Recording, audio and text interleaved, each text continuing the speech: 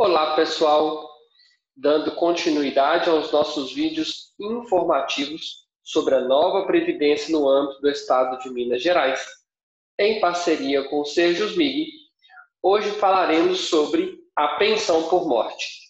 Dividiremos em duas partes.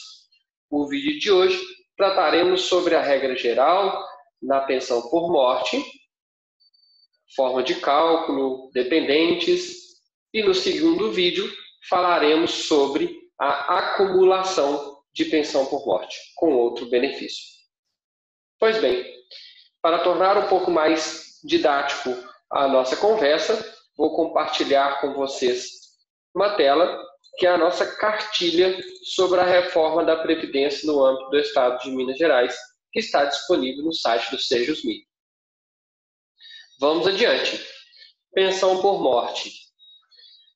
Primeiro, houve essa alteração no valor da pensão por morte, que a partir de agora, para os óbitos ocorridos a partir de 14 de setembro de 2020, a forma de se calcular a pensão por morte será a seguinte: 60% do valor da aposentadoria que o segurado recebia, ou se ele não fosse aposentado, estivesse em atividade, seria o valor a que ele teria direito se fosse aposentado por incapacidade permanente.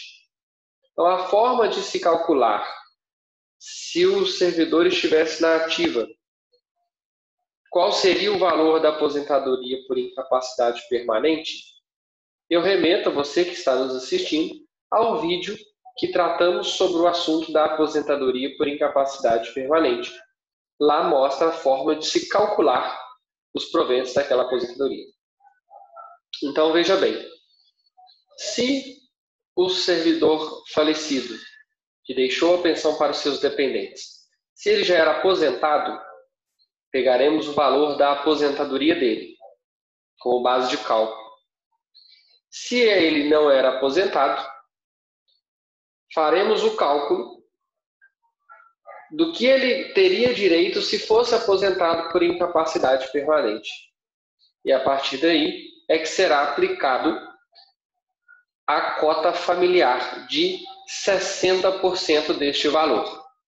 Veja bem, o servidor faleceu, deixou seu dependente, um exemplo, deixou uma companheira e um filho menor de 21 anos, e quanto os dependentes vão receber de pensão?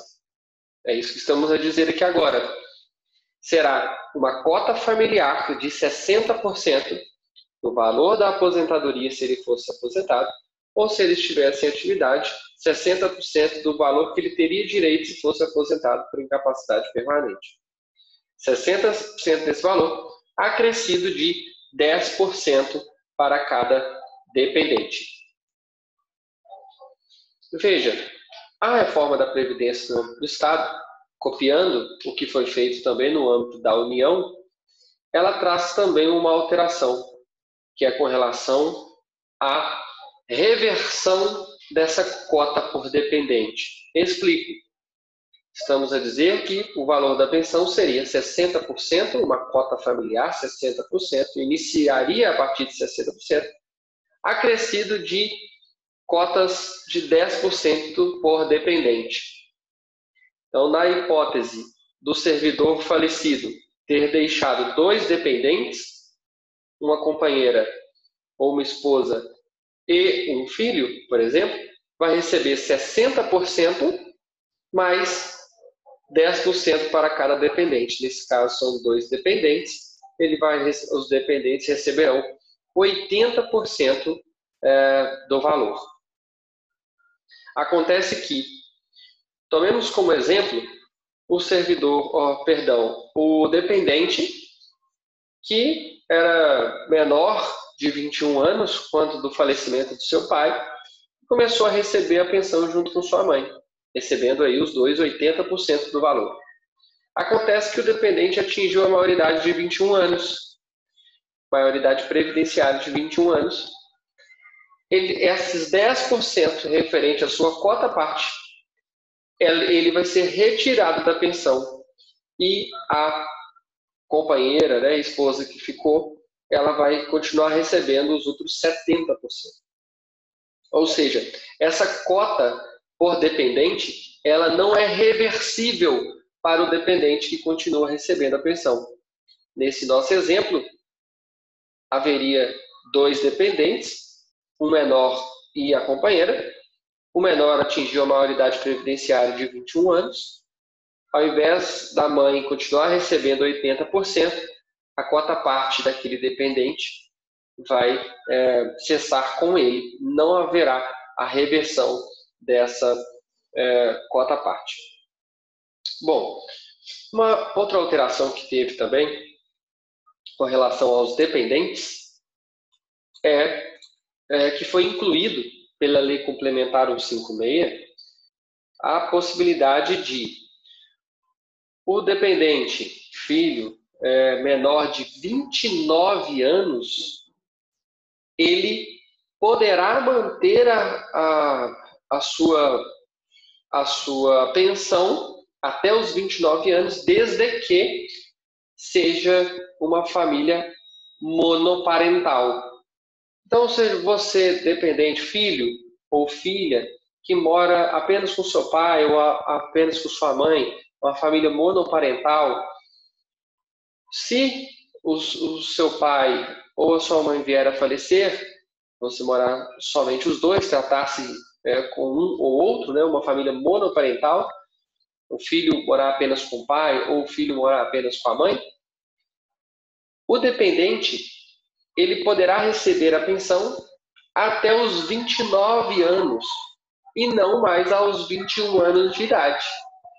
Então, essa foi uma alteração também introduzida pela Lei Complementar 156, que aumentou a idade mínima do dependente filho de 21 para os 29 anos de idade, desde que seja aquela pensão ele vai receber do servidor, né, que faleceu, ou da servidora, tratando-se de família monoparental. Essa é uma alteração importante que foi feita, que possibilita o recebimento da pensão para o dependente até os 29 anos, desde que seja família monoparental. Pois bem, a forma de se calcular o valor da pensão, ela também houve alteração na hipótese de existir dependente inválido ou o dependente possuir deficiência intelectual ou possuir deficiência mental ou possuir uma deficiência grave ou possuir uma doença rara. Nessas hipóteses, se o dependente que for receber a pensão por morte for um dependente inválido, com deficiência intelectual, mental grave ou uma doença rara, a forma de se calcular a pensão não mais será 60% desse valor, mais 10% para cada dependente. Ela será calculada da seguinte maneira: 100% do valor da aposentadoria que o segurado recebia ou do valor da aposentadoria que ele fosse receber se fosse aposentado por incapacidade permanente, até o teto do regime geral de previdência social. Explico. Enquanto aqui é 60%, nessa hipótese de possuir essas enfermidades, o dependente receberá 100% do valor até o teto do regime geral de previdência social, acrescido de uma cota familiar de 60%, tal como é aqui em cima, mais 10% para cada dependente para o valor que superar o teto do regime geral de previdência social. Nós vamos dar um exemplo na sequência para ver como ficaria. Exemplo 1. O valor seria de R$8.000, ou o valor da aposentadoria se o servidor já fosse aposentado, o servidor falecido, ou o valor de R$8.000 seria o valor que ele teria direito se fosse aposentado por incapacidade permanente, a antiga invalidez. Veja, tomemos como exemplo um valor de R$8.000. Qual vai ser o valor que os dependentes receberão de pensão por morte? No exemplo geral, na regra geral, no primeiro exemplo, receberá uma cota familiar de 60% do valor, ou seja, se o valor seria R$8.000, ele vai receber, os dependentes receberão 60% do valor, acrescido de 10% para cada dependente. Neste nosso exemplo hipotético, o servidor ele deixou uma companheira e um filho, ou uma esposa e uma filha, e receberá, então, 10% por cotas por dependente, além dos 60%. Então, seria os 60% mais 10% em razão do filho, mais 10% por conta do cônjuge ou companheira. Receberá, então, o valor de total de pensão, R$6.400, dividido por 2, porque são 2 dependentes, o filho e a companheira, R$3.200 para cada dependente. Veja que o acréscimo de 10% para cada dependente, ele incide sobre o valor de R$8.000, ok? Razão pela qual, neste nosso exemplo, o valor que seria de 8.000 no regramento anterior, é agora de 6.400, 3.200 para cada dependente. O segundo exemplo que eu trago para compartilhar com vocês é na existência de dependente inválido com deficiência intelectual, mental grave ou doença rara, que a forma de se calcular nós vimos que é diferenciada. Como seria então o cálculo dos dependentes quando o dependente ele é inválido ou com deficiência intelectual, mental ou grave? Veja que a existência da invalidez, da deficiência intelectual, não está aqui atrelada ao servidor que faleceu e deixou a pensão, e sim aos seus dependentes. Então, na existência de dependente inválido com deficiência intelectual, mental grave ou com doença rara, a forma de se calcular é diferenciada. Veja aqui, tomemos como exemplo o valor de 8.101,06, só para facilitar o nosso cálculo aqui. Como é que seria o valor, então, da pensão para os dependentes? Os dependentes receberão 100% do valor até o teto do regime geral de previdência social. Hoje, atualmente, está no valor de 601,06, o teto do regime geral. Então, os dependentes receberão o teto do regime geral, acrescido de uma cota familiar de 60% do valor que supera o teto. Veja, se o valor que receberia seria 801, ele recebeu o teto, os dependentes receberão o teto de 6.101. A diferença, né, que ultrapassou o teto nesse nosso exemplo é de R$2.000. Então, os dependentes receberão, além do valor 100% do teto, uma cota familiar de 60% do valor que superou o teto. Neste nosso exemplo, superou R$2.000 do teto do regime geral de previdência social.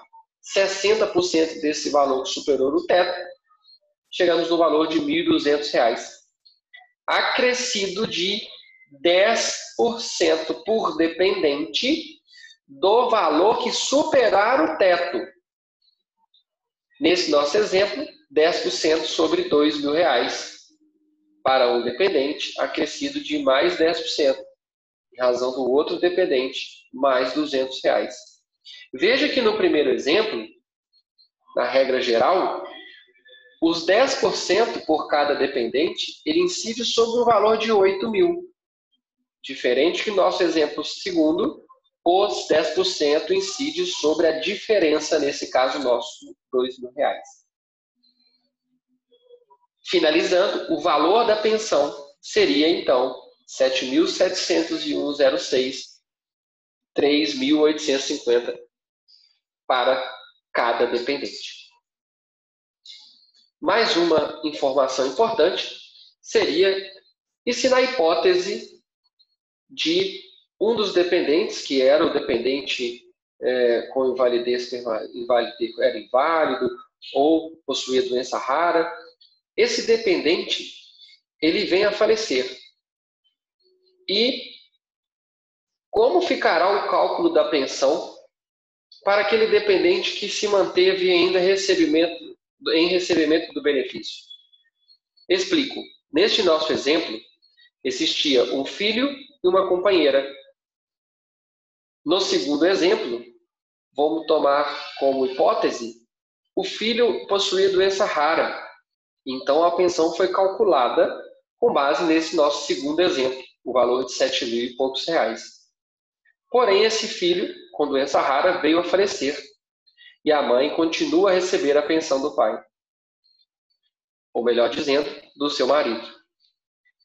A forma de se calcular a pensão, ela vai ser reajustada, ou seja, ela vai ser recalculada a pensão na forma da regra geral, na regra do primeiro exemplo nosso. Então, quando na existência de dependente com doença rara, grave, da forma que nós vimos, o cálculo será feito de maneira mais benéfica. Porém, na falta desse dependente, a esposa, por exemplo, que continuará recebendo a pensão, nesse nosso caso, ela terá recalculado a sua pensão com base no primeiro exemplo nosso. Ou seja, 60% mais 10%. Ela vai receber 70%.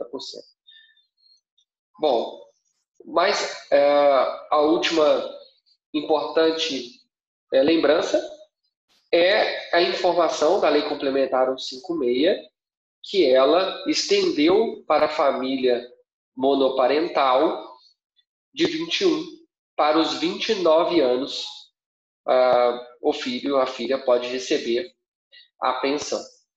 Bom, pessoal, no próximo vídeo falaremos sobre as hipóteses e possibilidades de acumulação de pensão com outros benefícios. Até breve.